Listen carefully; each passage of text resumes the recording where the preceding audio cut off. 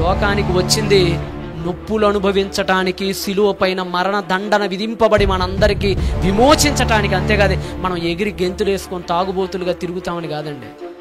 మొన్న క్రిస్మస్ హడావుడు ఎక్కువ కదా, మా దగ్గర స్టార్లు తెగ లేపుతారండి మా గుంటూరులో.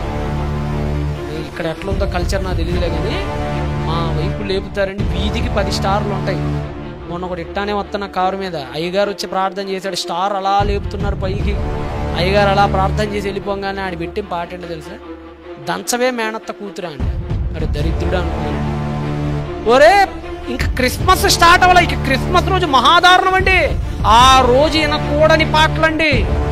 ఆ రోజు అసలు దేవుడు అండి మిగతా రోజుల్లోనైనా కాస్త కళ్ళు తెరుస్తాడేమో, ఆ రోజు అయితే ఆయన 24 గంటలు కళ్ళు మూసుకొని ఉంటాడేమో అనిపించింది నాకు. అంత దరిద్రం జరిగింది ఆ రోజు, అసలు పరమ దరిద్రం అండి. ఎందుకంటే వాక్యానుసారంగా పండగ చేసేవాళ్ళు ఎవరైనా ఉన్నారా?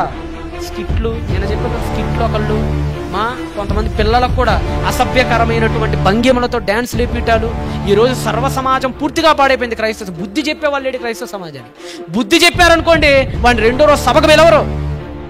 ఒకసారి సభకి వెళ్తేనండి నిజంగా సభ జరుగుతూనే ఉంది, పక్కన బీరు బాటిళ్ళు పార్టీలు ఆలోచిస్తున్నారు.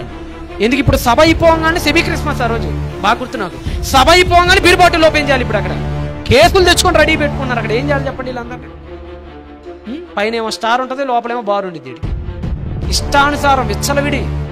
అలాంటిది మీరు ఎప్పుడు చేయకండి. పొరపాటును కూడా అలాంటి సమాజంలో కూడా మీరు ఉండకండి. చక్కగా వాక్యం చెప్పే సంఘాలు ఉన్న దగ్గరికి వెళ్ళండి, వాక్యం నేర్చుకోండి. మన ప్రభు త్యాగం గురించి చెప్పే సంఘాల దగ్గరికి వెళ్ళండి. విచ్చలవిడిగా తాగి ఇష్టానుసారంగా డ్యాన్సులు వేసే వాళ్ళ దగ్గరికి ఎప్పుడు వెళ్ళకండి. మీ జీవితాలను పాడు చేసుకోండి. క్రైస్తవ జీవితాన్ని ఆర్పుకోకండి.